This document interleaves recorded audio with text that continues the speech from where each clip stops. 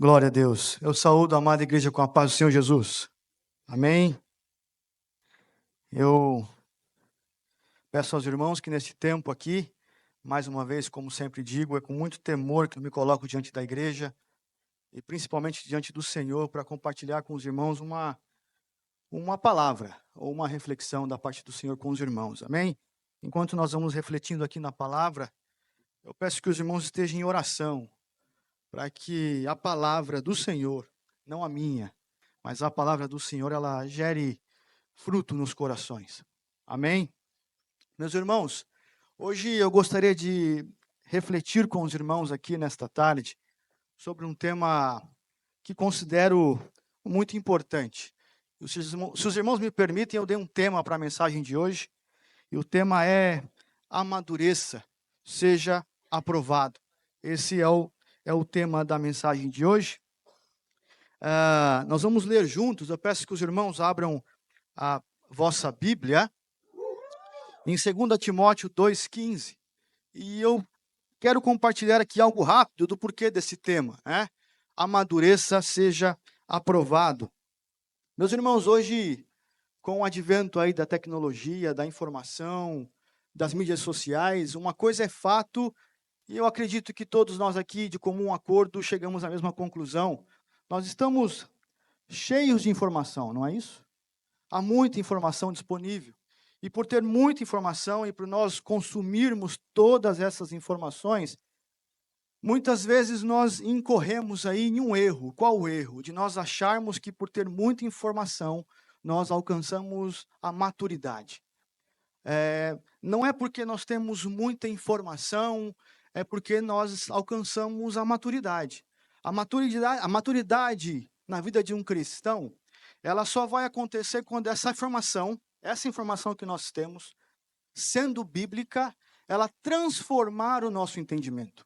Não adianta só ter a informação se a informação ela não mudou, ela não transformou o nosso entendimento de uma forma bíblica, genuína, né, conforme a vontade de Deus. E aí eu queria, com os irmãos aqui hoje, nós refletimos o que a palavra de Deus diz sobre esse amadurecimento, ou assim como eu coloquei no título, o ser aprovado, né?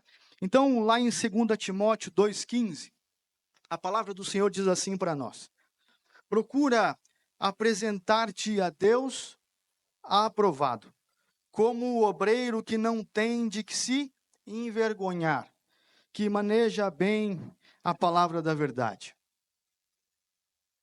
Creio que seja importante nós nos posicionarmos aqui agora, né? Nós vemos que o texto ele traz a palavra ali obreiro, né?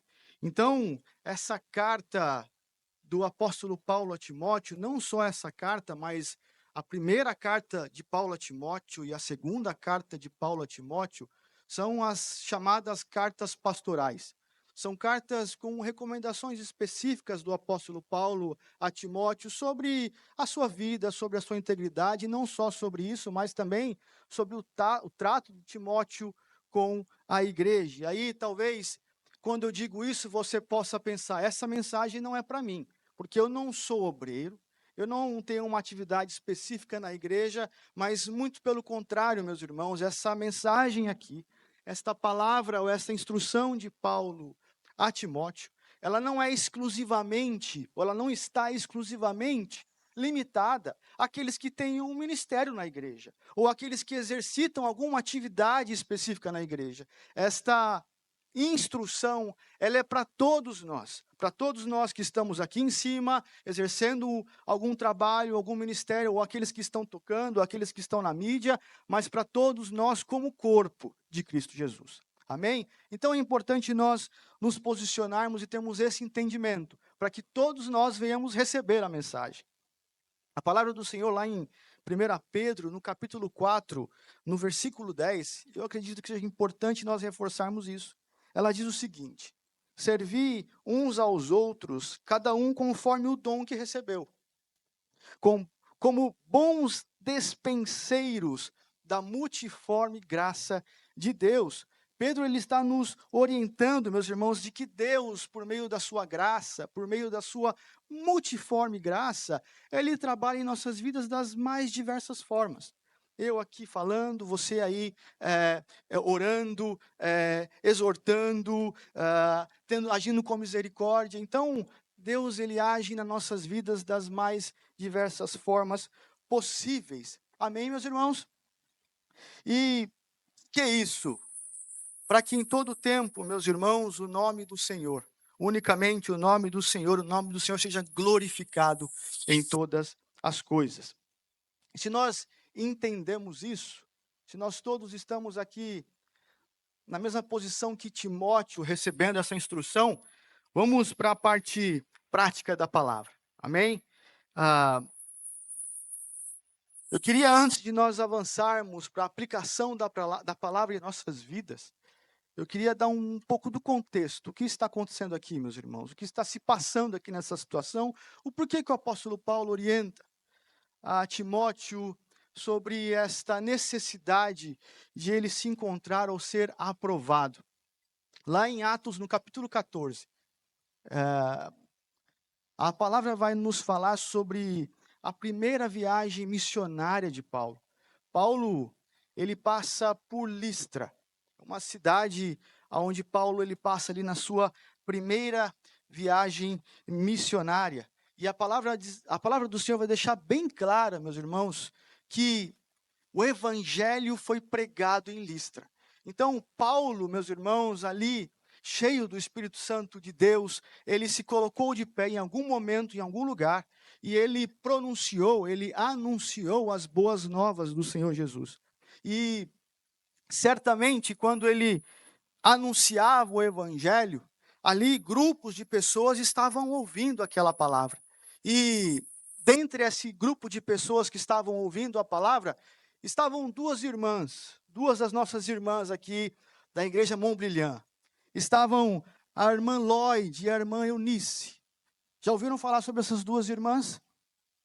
Duas mulheres que foram fruto do ministério de Paulo.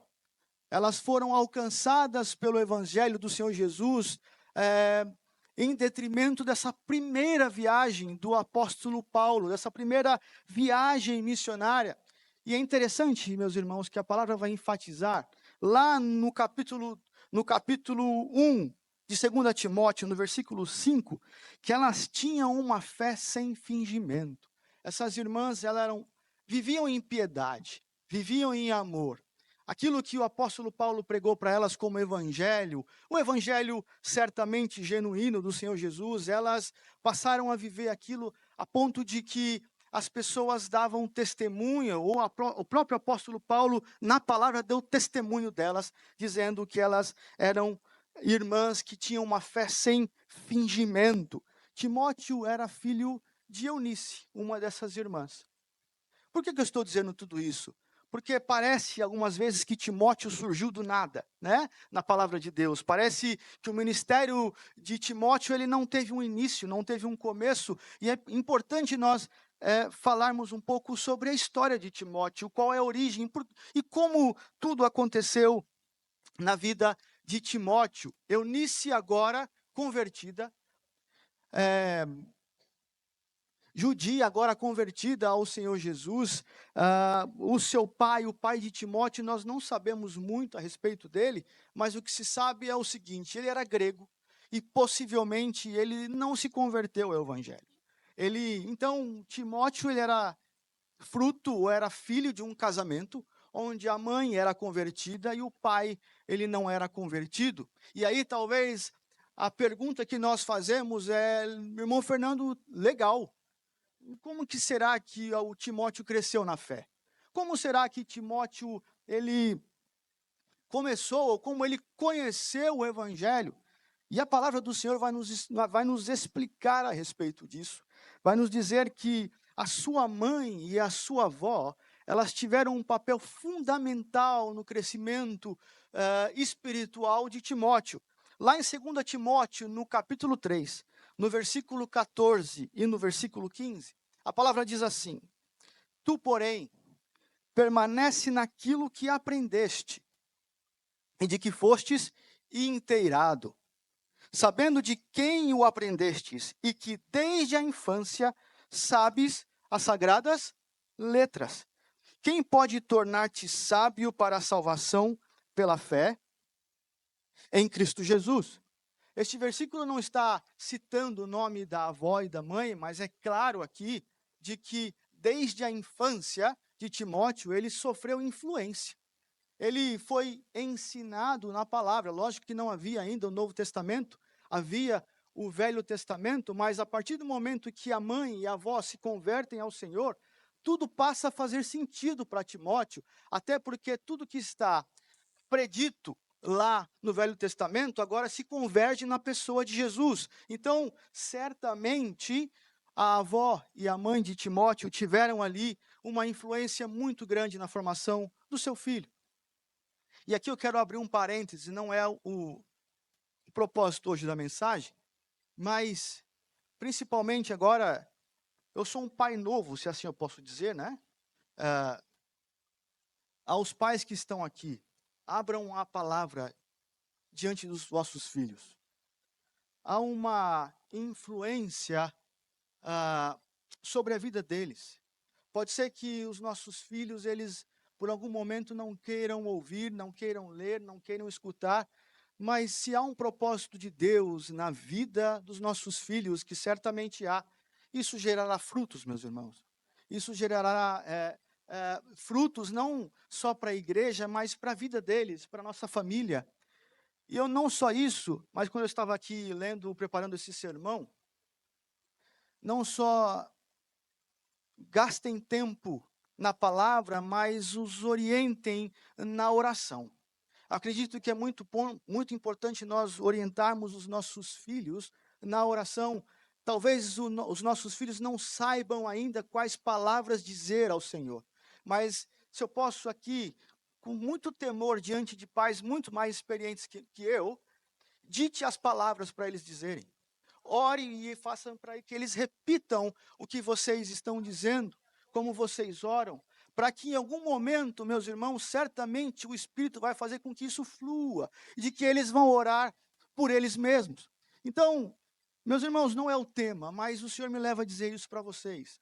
Nós estamos em um tempo trabalhoso, meus irmãos, aonde cada vez mais o nosso tempo vai ser escasso para esse tipo de exercício dentro de casa. Então, enquanto é tempo, façam isso.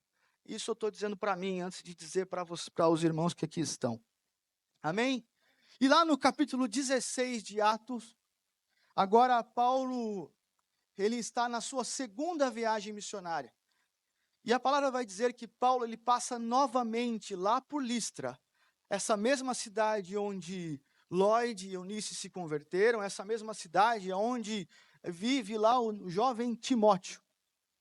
Só que, meus irmãos, quando Paulo volta lá na sua segunda viagem, Paulo não encontra mais aquele jovem Timóteo da primeira vez.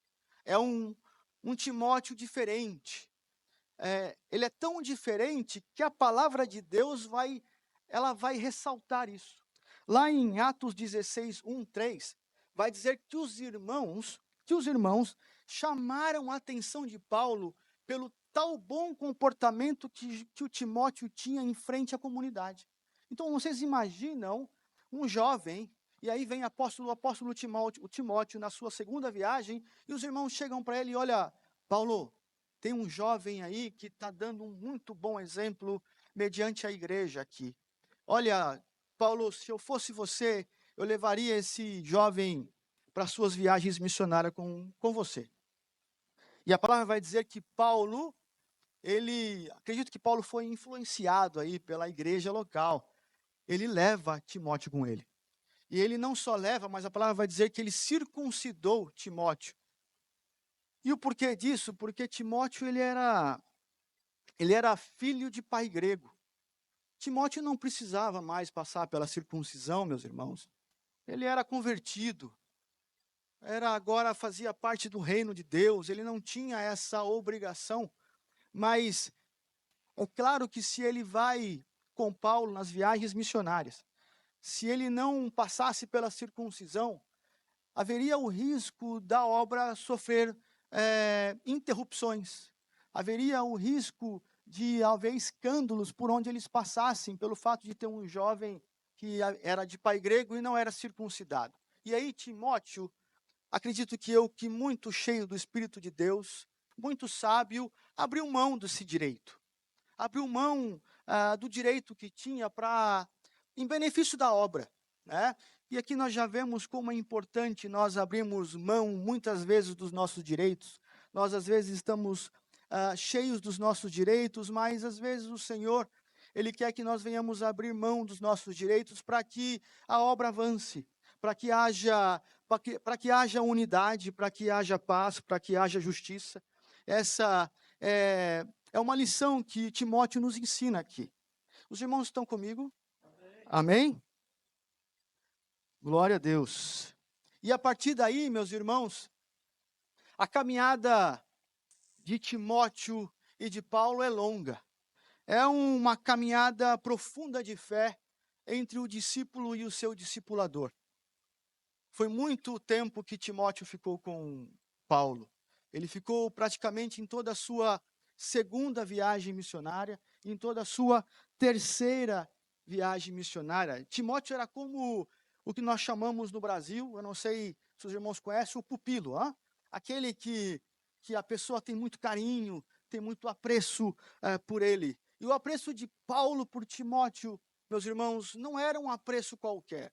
Não era um apreço de simplesmente serem companheiros de ministério, não era só um apreço daqueles que caminhavam juntos em uma viagem. Um apreço que Paulo tinha por Timóteo era um apreço de como o pai pelo seu filho.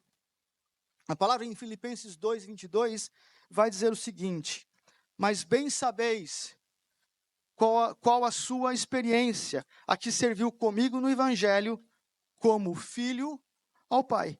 1 Timóteo 1:2. A Timóteo, meu filho na fé, graça, misericórdia e paz, da parte de Deus, Pai, e de Cristo Jesus, nosso Senhor. Então nós vemos como Paulo via Timóteo, que já não era mais simplesmente companheiros de ministério, mas Paulo, ele tinha uma atitude de pai para com o filho. E aí Timóteo agora tem o seu grande desafio. Timóteo, ele é enviado a representar Paulo às igrejas. Meus irmãos, imagina um jovem indo representar Paulo às igrejas, Que tamanho desafio é esse? Porém, para isso, muitos foram os conselhos de Paulo a Timóteo. Muitos foram as instruções que Paulo, meus irmãos, ele deu a Timóteo. Paulo aconselhou Timóteo sobre a sua vida espiritual. 2 Timóteo 1:6. A palavra diz assim, eu vou devagar para ter tempo de colocar lá para os irmãos lerem comigo. Amém? 2 Timóteo 1:6 diz assim: por esta razão, pois, te admoesto que reavives o dom de Deus que há em ti, pela imposição das minhas mãos. Por que Paulo orienta Timóteo a respeito da sua vida espiritual? Porque certamente Timóteo, ele estava perdendo algo muito importante que nós temos que estar atentos para não perder também: o vigor espiritual.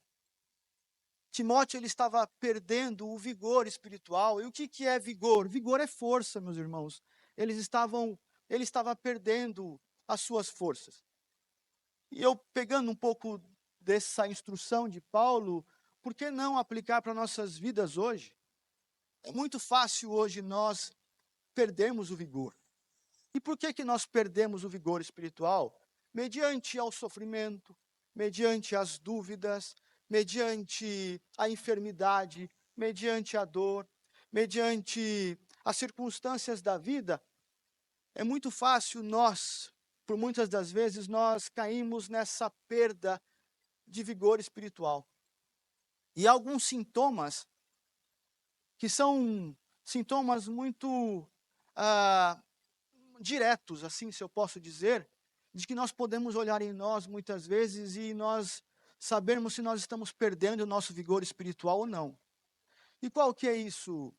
Quais são, meu irmão Fernando? Eu diria que o primeiro sintoma de que nós estamos perdendo o vigor espiritual é o nosso desejo de estarmos em comunhão com os irmãos. Se nós perdemos ou estamos perdendo aquele desejo, aquela alegria ou aquela vontade de estarmos em união, em comunhão, é um sinal, é um sintoma de que nós estamos perdendo o nosso vigor espiritual. Não somente isso, mas a perca de vigor espiritual, ela é refletida também pela indiferença à obediência. Se nós já não queremos mais viver em obediência, se aquilo que o Senhor mostra para nós como um bom caminho, como um caminho de justiça, um caminho de verdade, as suas veredas, e nós não damos mais ouvido a isso, é porque nós já estamos perdendo o nosso vigor espiritual. E por último, se assim eu posso dizer, dentre muitos, passaria aqui com vocês horas falando sobre isso, não é?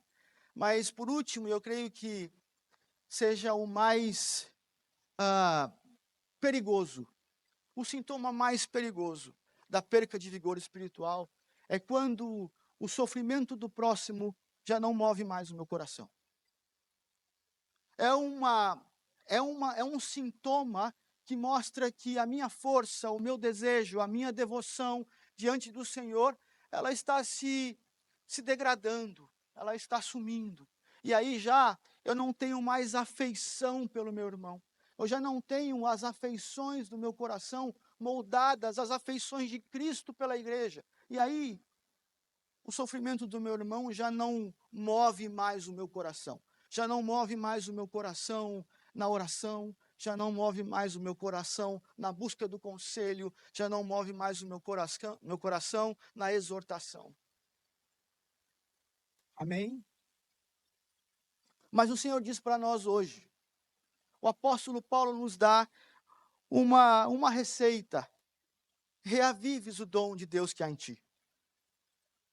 O Senhor está aqui, o Espírito Santo de Deus está aqui, e não há outro agente, não há outra pessoa melhor que não possa, meus irmãos, reavivar o nosso espírito, reavivar o dom de Deus que há em nós. Até porque Ele trouxe à vida aquilo que estava morto, eu e você. E, meu irmão, se você se encontra nessa situação hoje, aí no seu lugar, clame ao Espírito Santo de Deus, reaviva-me, Senhor, agora. Reaviva-me o dom que há de Deus em mim. Paulo aconselhou Timóteo sobre a sua vida emocional. 2 Timóteo 1,7. Porque Deus não nos tem dado espírito de covardia, mas de poder, de amor e de moderação. Aqui a covardia, meus irmãos, não é muito nesse sentido, às vezes, que a gente conhece de pejorativo da palavra, mas a covardia aqui é nós queremos ficarmos em oculto ou uma timidez. Timóteo era um jovem extremamente tímido e, portanto, ele deveria vencer essa timidez. Esse fato de Timóteo ser tímido, alguns dizem que era o grande motivo também de ele estar perdendo o seu vigor espiritual. Meus irmãos, se há timidez em nós, alguns dizem que a timidez está voltada ao temperamento, à personalidade, ou o que seja. Mas eu acredito que é importante que nós venhamos pedir ao Senhor ousadia a todo tempo. Ousadia a todo instante. De que nós estejamos preparados para toda boa obra que o Senhor venha colocar diante de nós. Então, que o conselho do apóstolo Paulo a Timóteo seja também o conselho a nós aqui hoje. Amém? Paulo aconselha Timóteo sobre a sua saúde. 1 Timóteo 5,23. Não continues a beber somente água, usa um pouco de vinho por causa do teu estômago e das tuas frequentes enfermidades. Não precisava dizer isso, mas não estou fazendo alusão aqui de que você venha tomar vinho, amém? Isso é um contexto da época, histórico, cultural, era usado como como um medicamento para aquela época. Então, por favor, não me entendam mal, hashtag fica a dica. Hã? Amém? Então, o porquê que Paulo aconselha Timóteo sobre a sua saúde? Ele tinha provavelmente, meus irmãos, uma gastrite muito forte. E talvez é por isso que ele era tímido. Olha só os conselhos, a que nível chegou os conselhos de Paulo ao jovem Timóteo. E os conselhos que chegam para nós hoje também, para nós cuidarmos da nossa saúde. Paulo aconselha Timóteo sobre a sua juventude. 2 Timóteo 2:22. Foge, outro sim, das paixões da mocidade. Segue a justiça, a fé, o amor e a paz com os que de coração puro invocam o Senhor. E aqui, a mensagem é para toda a igreja, mas eu quero aqui enfatizar especificamente esse conselho à juventude. Todos os jovens que estão aqui, foge das paixões deste mundo. Foge das tentações. Foge de qualquer aparência do mal. Meus irmãos, jovens, fujam. Não queiram pagar um preço, não queiram experimentar, não queiram fazer bonito em frente aos amigos. Foge. E, meus irmãos, o fugir aqui é realmente fugir. As circunstâncias, se você foge hoje, pode ser que amanhã a tentação apareça de novo. E aí o que você faz de novo? Foge. Nós estávamos no encontro de jovens um dia, um dos jovens me veio com essa pergunta, mas Fernando, a tentação sempre vai estar diante de nós. E eu falei, então continua fugindo. É uma maratona, meus irmãos. É uma corrida sem fim. Então, meus jovens, segue a justiça, a fé, o amor e a paz. E é interessante que ele vai dizer o seguinte: a paz com os que de coração puro invocam o Senhor.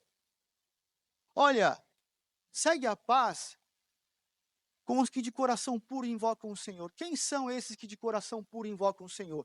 São aqueles que te querem levar para o mesmo caminho que eles. São aqueles que querem te aproximar da santidade de Deus. São aqueles que querem te fazer estarem mais próximos de Deus. Então, busque a paz e a justiça com esses. Então, jovens, não desprezem vossos amigos. Preguem o evangelho a eles. Falem do amor de Jesus para eles. Mas busquem estar a todo tempo próximos daqueles que vão te levar a ter uma vida mais santa, a uma vida mais justa, a uma vida mais de piedade, e de que você possa cada dia estar experimentando e vivendo a plenitude da vontade do Senhor. Amém, irmãos? Paulo aconselha a Timóteo sobre não ter vergonha do evangelho. 2 Timóteo 1:8. Não te envergonhes, portanto, do testemunho de nosso Senhor. Talvez por sua timidez, Timóteo ele não conseguia falar a respeito do evangelho, ele não conseguia manifestar a respeito do evangelho. Então, ele diz: não te envergonhes do evangelho do Senhor Jesus. Meus irmãos, e nós, por muitas vezes, devido às circunstâncias, as pessoas que estão à nossa volta, se nós estamos no trabalho, nós temos medo de falar a respeito do evangelho. Nós temos, muitas vezes, um certo receio de que, talvez por falar do evangelho, eu vou perder a amizade, eu vou perder o benefício, aquela pessoa não vai mais olhar para mim da mesma forma que olhava antes. Meus irmãos, o conselho de Paulo para nós hoje é: não te envergonhes. Não te envergonhes, portanto, do testemunho de nosso Senhor. Paulo aconselha Timóteo a como se afastar dos falsos crentes. Mas, irmão Fernando, existe falso crente?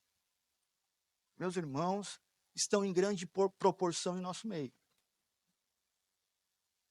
Posso falar assim com os irmãos? Hã? Amém? Amém? Evita, e ele diz lá em 2 Timóteo 2,16, evita igualmente os falatórios inúteis e profanos. O que tem a ver isso com os falsos crentes? Meus irmãos, Precisamos ser direto ao ponto aqui, amém? Direto ao ponto. Nós, muitas vezes, nós que estamos aqui, em conversas com muitos de nós que estamos aqui, vamos nos deparar em conversas que o assunto ou o tema em específico não vai nos levar a lugar algum. Muito pelo contrário, muitas das vezes os assuntos que nós nos deparamos em uma roda de conversa, em uma conversa privada, são assuntos que vai minar a nossa fé. Sabe o que é minar a nossa fé? Já viu um campo minado? A sua fé começa a ficar frágil. Você começa a ouvir tanto tipo de conversas, que aqui o apóstolo Paulo falatórios inúteis, que isso começa a fragilizar a sua fé, começa a impactar ou ter um reflexo no corpo de Cristo. Então o apóstolo Paulo está dizendo assim, ó, evitem esse tipo de falatórios inúteis. Porque, mais uma vez, se nós estamos em uma roda de irmãos, onde o propósito principal é viver em unidade, porque não há corpo de Cristo sem unidade, não faz sentido nós estarmos em discussões que vai causar o quê? Divisão. Não faz sentido. Então, por isso que o apóstolo Paulo ele nos orienta a nós nos afastarmos disso. Afastarmos desses falatórios. Tiago vai usar uma palavra ou uma expressão bem forte para isso. Ele vai dizer que se eu ajo dessa forma, o que está operando em mim é o que a Bíblia vai chamar de espírito faccioso. Espírito faccioso, irmãos, quem já ouviu falar sobre facção criminosa? Hã? O Ulisses diz que não.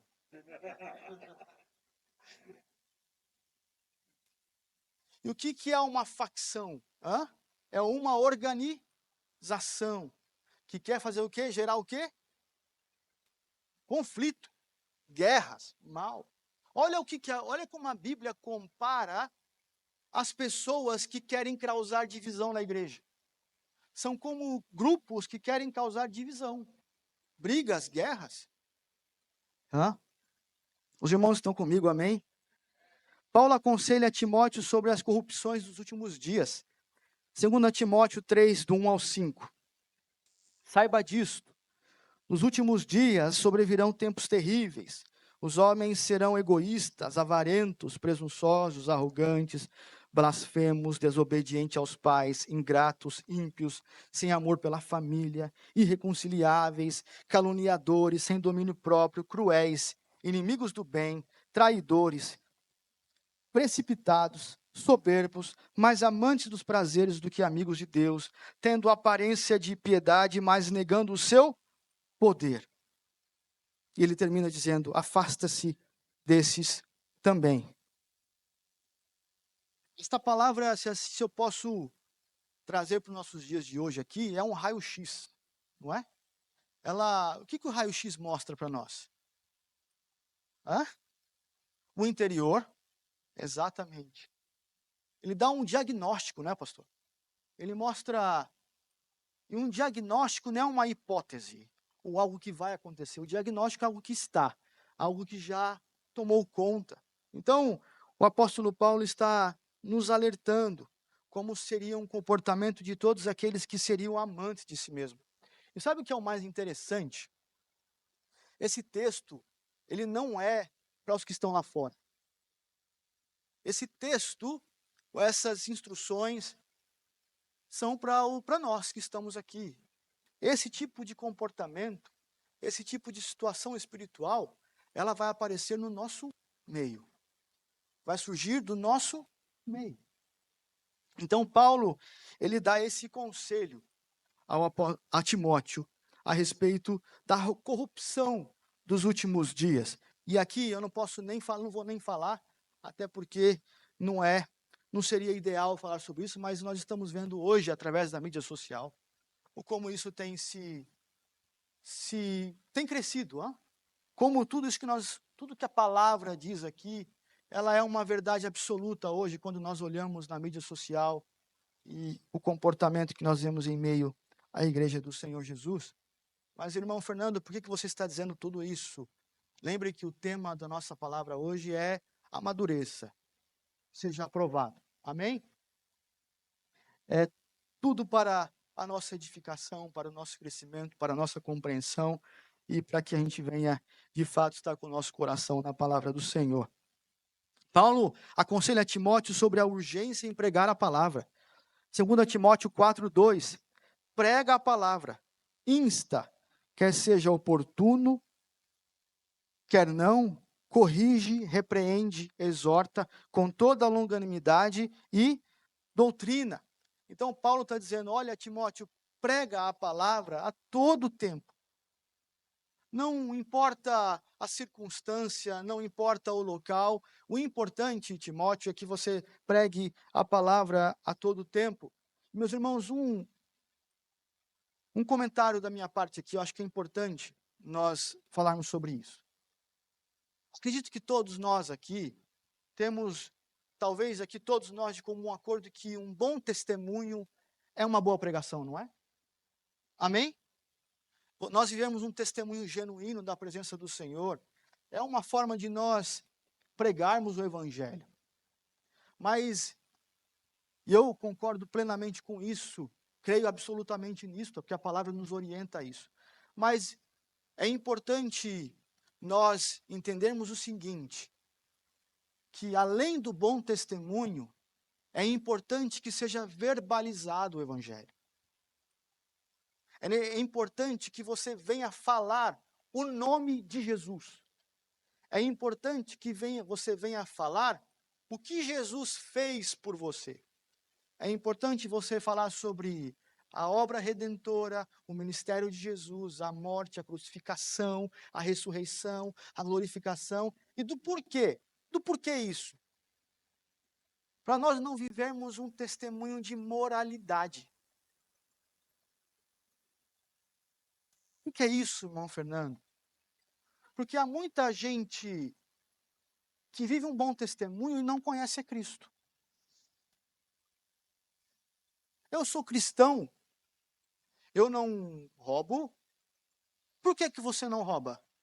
Eu não cometo desonestidade, mas por que você não comete desonestidade?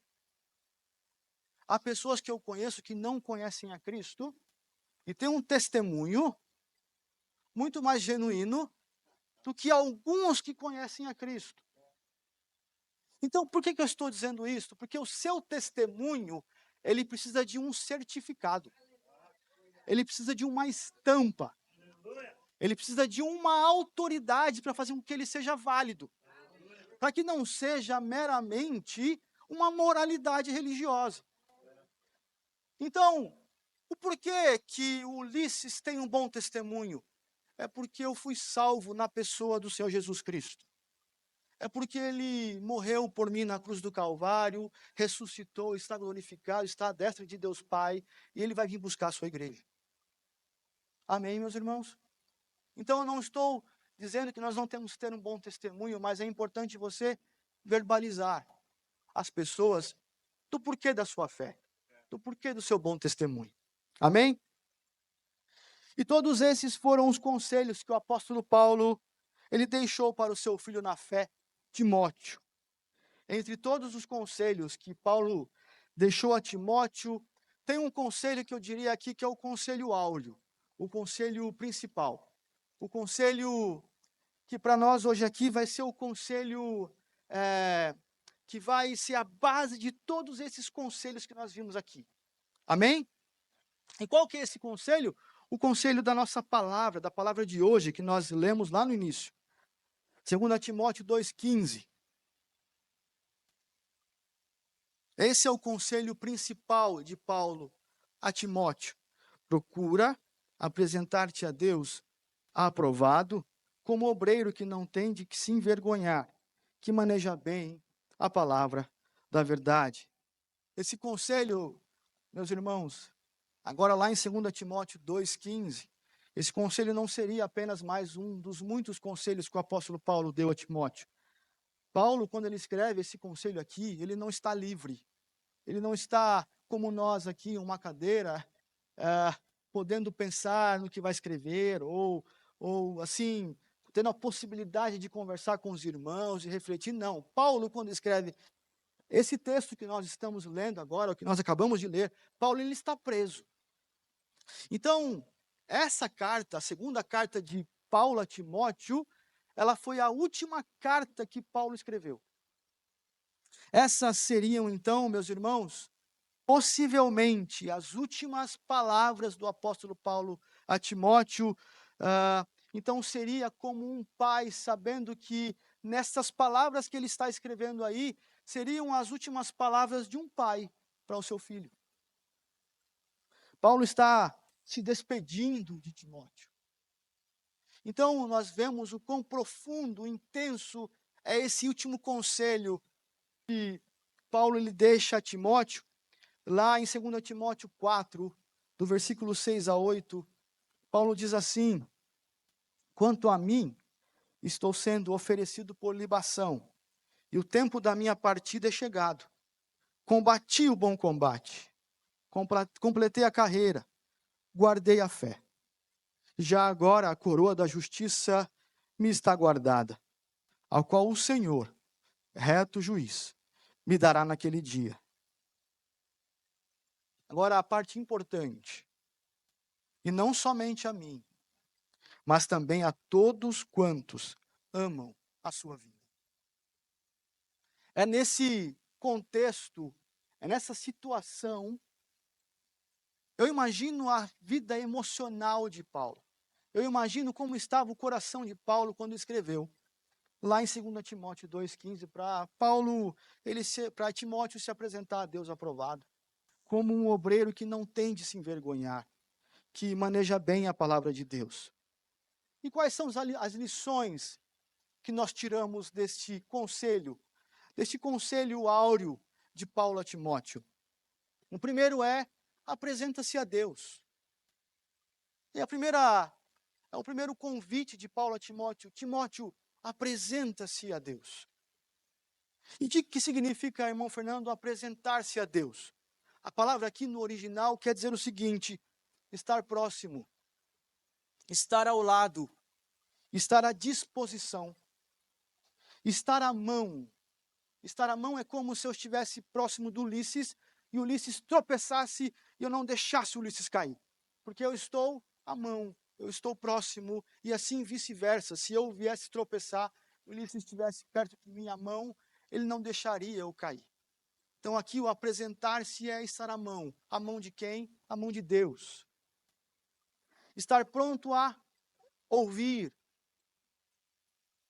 E eu acho interessante, sublime o significado dessa palavra, de que o último que eu coloquei aqui é permanecer.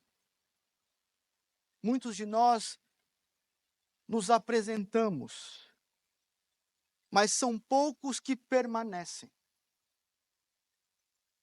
Nós nos apresentamos e deixamos, por muitas vezes, mas a origem da palavra, o sentido quer dizer é estar perto, estar próximo, estar à disposição, estar à mão, pronto a ouvir, permanecendo perto.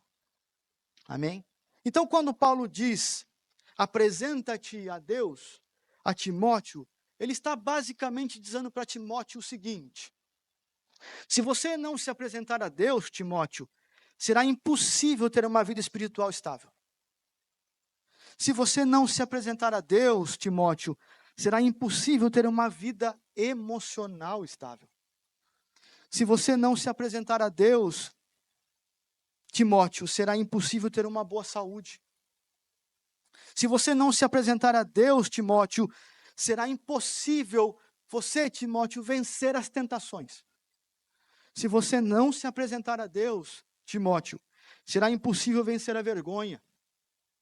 Se você não se apresentar a Deus, Timóteo, será impossível você, Timóteo, lidar com os falsos crentes. Se você não se apresentar a Deus, Timóteo, será impossível você vencer a corrupção nos últimos dias. Se você não se apresentar a Deus, Timóteo, será impossível pregar a palavra. Apresenta-te a Deus, Timóteo. E esse é o convite do apóstolo Paulo para mim e para você hoje. Apresenta-te a Deus. Apresenta-te a Deus. A minha pergunta para você é: como você tem se apresentado a Deus? Como nós achamos que nós vamos conseguir vencer as corrupções deste mundo, as corrupções deste tempo? Como nós achamos que nós vamos conseguir vencer as tentações deste século distantes do Senhor? O que tem levado você a apresentar-se a Deus? Como você tem se apresentado a Deus? E aí nós podemos caminhar nessa ideia, e a palavra do Senhor vai nos ensinar sobre isso. Como nos apresentarmos diante do Senhor. Apresentemo-nos a Deus com um coração puro e com fé. Com um coração puro e com fé. Hebreus 10, 22 diz o seguinte: portanto, acheguemo-nos a Deus com um coração sincero e com absoluta certeza de fé, tendo os corações aspergidos para nos purificar de uma consciência culpada e os nossos corpos lavados com água pura. E se nós falarmos sobre o nosso coração, Jeremias 29, 13 diz o seguinte: vocês me procurarão e me acharão quando me procurarem de todo o coração. Então é a busca não de forma parcial, não de forma pela metade, mas é uma busca completa, íntegra, genuína, verdadeira, plena, diante do Senhor. Buscar o Senhor de todo o coração, igreja, meus irmãos, é a busca daqueles que renunciaram, é a busca daqueles que renunciaram às suas próprias vontades, são aqueles que se renderam à mensagem da cruz, são aqueles que se arrependeram e vivem na dependência do Senhor. Esses são aqueles que buscam o Senhor com um coração puro. Sobre a fé, a palavra nos diz em Hebreus 11, 6, sem fé é impossível agradar a Deus, pois quem dele se aproxima precisa crer que ele existe e que recompensa aqueles que o buscam. A palavra do Senhor vai nos dizer que a fé ela vem pelo ouvir, e ouvir a sua palavra. Então, meus irmãos, se está faltando fé, se nós estamos vendo que a nossa fé ela está fraca, se o nosso nível de fé está fraco, o melhor lugar para nós colocarmos os nossos pés, as nossas mãos, os nossos olhos, a nossa mente e o nosso coração é na palavra de Deus. A minha vida e a sua vida, se eu posso te dar um conselho, e que você tenha isso como entendimento, é que a minha vida e a nossa vida, ela tem que ser bíblica. Ela tem que navegar na palavra. As minhas atitudes devem ser bíblicas, o meu pensar deve ser bíblico, o meu caminhar deve ser bíblico, a forma que eu ajo deve ser bíblico, a minha oração deve ser bíblica, a forma que eu leio a Bíblia tem que ser bíblica. Então, se há falta de fé, meus irmãos, o alimento, o combustível é a própria palavra de Deus para nossas vidas. Amém? Temos que nos apresentar e permanecer. João 8,31 diz o seguinte: Jesus dizia, pois, aos judeus que criam nele: se vós permanecerdes na minha palavra, verdadeiramente sereis meus discípulos. O relacionamento que o Senhor espera que tenhamos com Ele é um relacionamento de permanência. Muitas das vezes temos um relacionamento superficial, baseado nas circunstâncias. Como assim? Nós nos apresentamos a Deus quando de fato isso é uma verdade, porque isso é natural do ser humano, nós precisamos de algo, ou de que nós queremos algo, ou de que nós estamos passando por um tempo de angústia, não é? E nós nos apresentamos ao Senhor.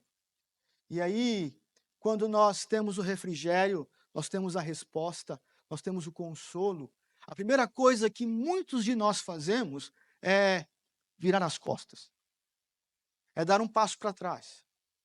Mas não é esse o relacionamento que o Senhor quer que tenhamos com Ele.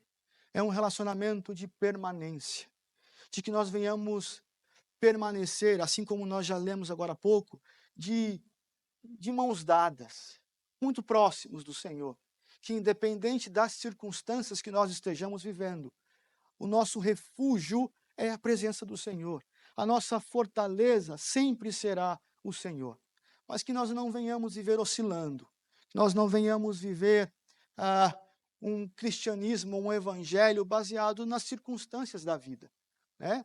Não só para a nossa vida de cristão como um todo, mas para a leitura da palavra. Vocês, irmãos, já perceberam? Quando a situação aperta para nós, a primeira coisa que nós vamos fazer é o quê? Ler a palavra. Nós vamos orar. Isso não está errado, meus irmãos. Nós temos que orar mesmo. Nós temos que buscar o Senhor, pois Ele é o único recurso que nós temos, o único refúgio. Mas, às vezes, nós oscilamos muito. Se o dia está ruim, se nós conseguimos orar, as nossas palavras muitas das vezes é: Senhor, obrigado. Obrigado pelo dia. Amém. Eu já passei por isso. Falo de mim. Agora, se o dia foi bom, a nossa oração é: Senhor, graças te dou pela vitória. Obrigado, Senhor, pelo teu sustento, pelo teu socorro. Que diferença há no Deus do dia bom e o Deus do dia ruim? Nenhuma. É o mesmo Deus.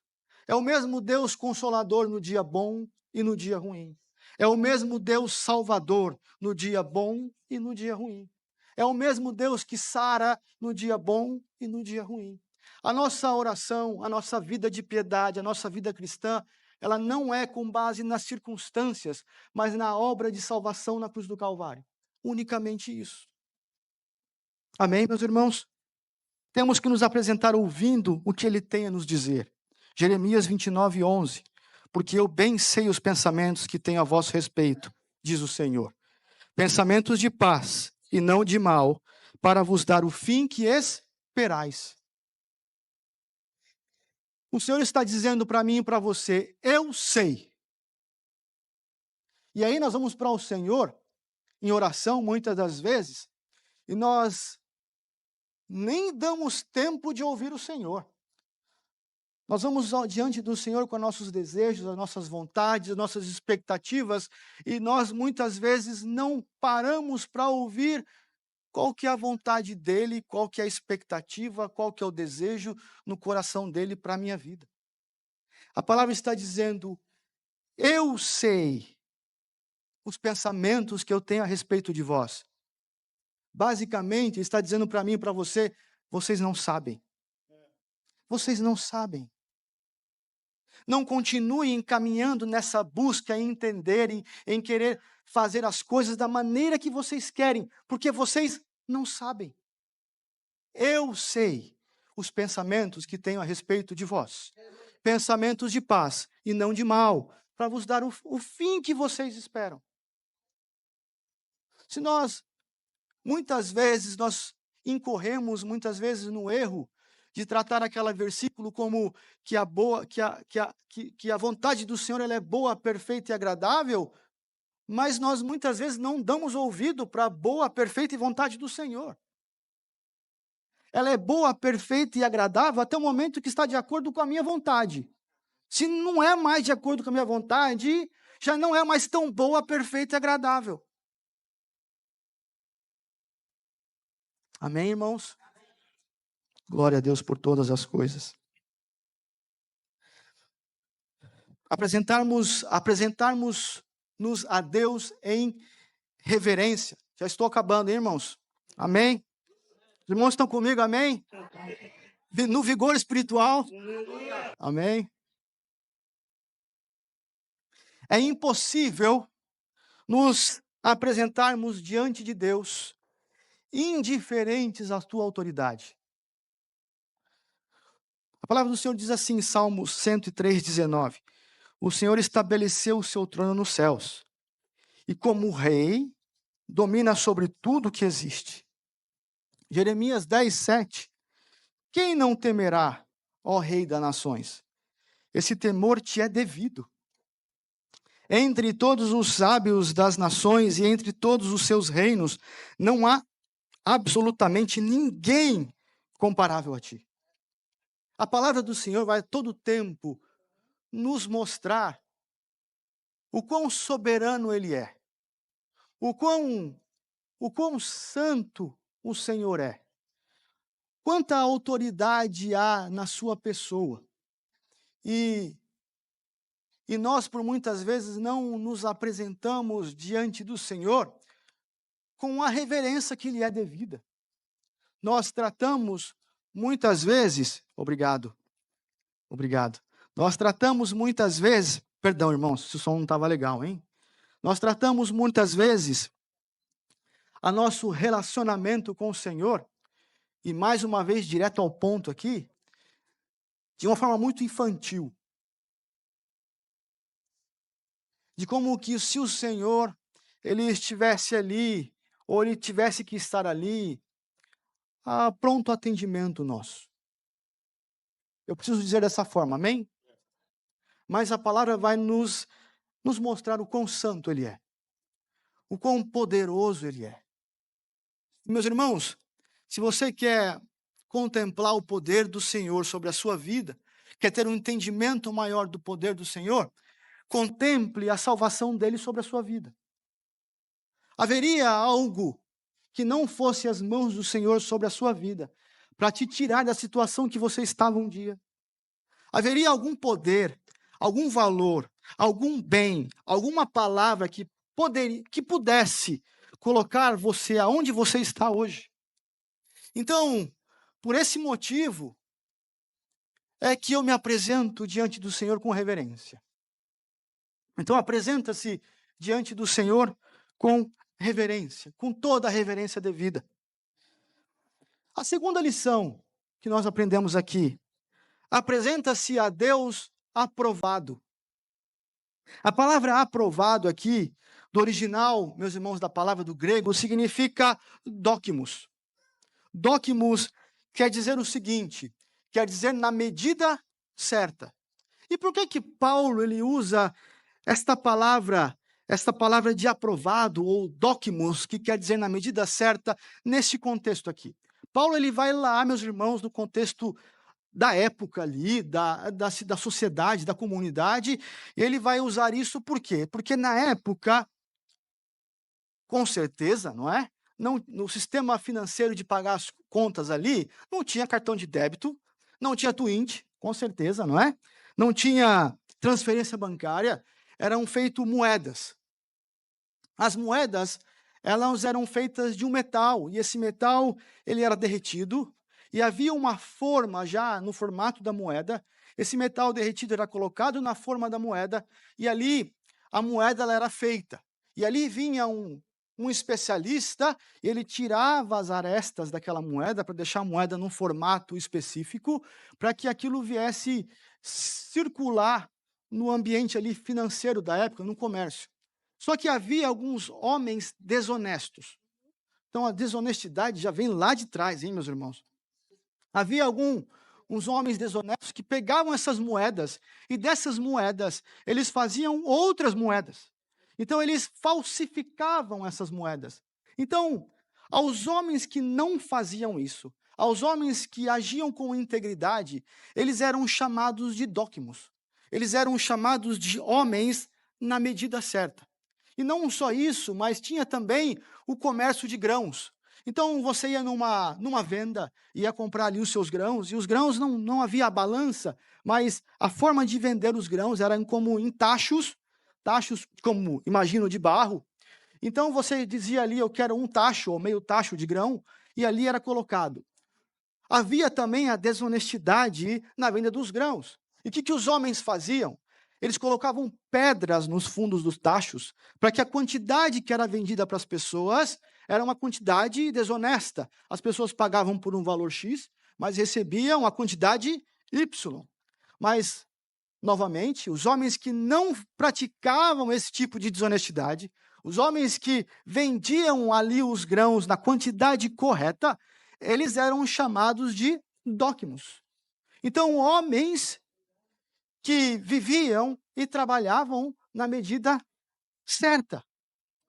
E aí Paulo vai lá no contexto da época e diz assim: Paulo, Timóteo, que o seu ministério, que a sua vida diante do Senhor, que o seu caminhar, que a sua integridade, ela seja dócimos, ela seja na medida certa. Então, meus irmãos, a palavra do Senhor para nós hoje aqui é: sejam dócimos. Todos vocês que estão aqui, eu, você, toda a igreja, nós temos que ser encontrados aos olhos do Senhor, que o Senhor possa olhar para nós agora e dizer: o Fernando é dócimos, o Ulisses, ele é dócimos, o pastor, todos os pastores, os obreiros, toda a igreja, eles são dócimos. Homens e mulheres que caminham na medida certa. Como está a sua medida diante do Senhor? Como tem sido a sua medida de entrega diante do Senhor? Como tem sido a sua medida diante dos dons que o Senhor derramou sobre a sua vida? Você tem fluído nos dons na medida certa? E, meus irmãos, a medida certa, ela não é nem mais e ela não é nem menos. É a medida certa. Você está vivendo o hoje que Deus preparou para você na medida certa? Como tem sido a medida diante dos conselhos que você tem recebido do seu pastor? Como tem sido a medida sua de honra diante do seu pastor? Como tem sido a medida sua de obediência diante da palavra do Senhor? Esposo, como tem sido a sua medida diante da sua esposa? Esposa, como tem sido a sua medida diante do seu esposo? Filhos, filhas que aqui estão, como tem sido a sua medida diante dos vossos pais? Os irmãos estão comigo? Amém? Seja aprovado, seja dócimos. Caminhe na medida certa que o Senhor te chamou. E por que é importante nós dizermos isso? Porque, meus irmãos, nós somos especialistas em aprovar aquilo que Deus não aprovou. E nós somos especialistas em reprovar aquilo que Deus aprovou. Então, é necessário que nós venhamos entrar neste posicionamento de viver na medida certa. Amém? E a terceira e última lição para encerrar, que maneja bem a palavra da verdade. E aí, talvez, você possa olhar para mim agora e dizer: irmão Fernando, olha, eu leio a palavra, eu me dedico à palavra, mas, irmão Fernando, eu não tenho um curso de teologia, eu não tenho um curso de oratória, eu não estou preparado para pregar, eu não manejo bem a palavra, como você está me orientando agora aí. Meus irmãos, não é sobre isso que o texto está se referindo a nós. Manejar aqui no texto, no original, significa prosseguir por caminhos planos. Significa manter um curso reto. Significa fazer o correto. Então, quando o apóstolo Paulo nos orienta a manejar bem a palavra de Deus, ele não está se referindo às nossas habilidades em manejar a palavra, mas ele está se referindo à nossa integridade. É a minha e a sua integridade bem manejada pela palavra de Deus. É a palavra de Deus manejando moldando o meu caráter, moldando o meu coração, moldando a minha mente, moldando as minhas intenções, moldando os meus desejos, moldando os meus passos. A palavra, ela maneja a minha vida. Provérbios 10, 9. Quem anda com integridade, anda com segurança. Mas quem segue veredas tortuosas será descoberto. Salmos 41, 12. Por causa da minha integridade, me sustens e me pões na tua presença para sempre. Salmos 26, 1. Faze-me justiça, Senhor, pois tenho vivido com integridade. Tenho confiado no Senhor sem vacilar. Salmos 25, 21. Que a integridade e a retidão me protejam, porque a minha esperança está em ti. Salmo 101, 2. Seguirei o caminho da integridade. Quando virás ao meu encontro? Em minha casa viverei de coração íntegro. O Senhor nos chama hoje, meus irmãos, para um alinhamento. Para um alinhamento de amadurecimento. Para um alinhamento de aprovação. Para um alinhamento de vivermos na medida certa do Senhor. Apresenta-se a mim. O Senhor diz para mim e para você hoje. O Senhor quer que Ele nos encontre. O Senhor quer nos encontrar, meus irmãos, na medida certa aos olhos dEle. E que esta palavra, ela venha produzir frutos no meu coração, no seu coração, e transformação no nosso entendimento. E eu clamo para que o Senhor continue nos guiando, meus irmãos, nos conduzindo nas suas veredas, e que nós possamos estar preparados para aquele grande dia. Que o Senhor possa olhar para nós e nos encontrar com vestes brancas, vestes puras, sem mácula. Nós estejamos com o nosso entendimento e o nosso coração apenas e unicamente no Senhor. Que nós devemos amar a sua vinda e por isso buscarmos estarmos em medida correta com Ele. Que o Senhor em Cristo abençoe toda a amada igreja. Amém?